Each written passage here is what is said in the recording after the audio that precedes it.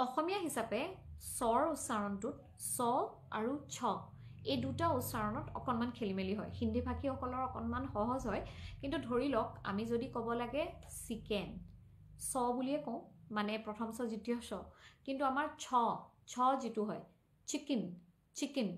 চিকেনটো আমাৰ অকণমান কমকৈ আমি উচ্চাৰণ কৰোঁ গতিকে বেছিভাগ আমি চিকেন বুলি কৈয়ে হয়তো ভাল লাগে ঠিক তেনেধৰণে আমি চকলেট বুলি কওঁ চকলেট কিন্তু আমি চকলেট বুলি ক'বলৈ অকণমান টান পাওঁ গতিকে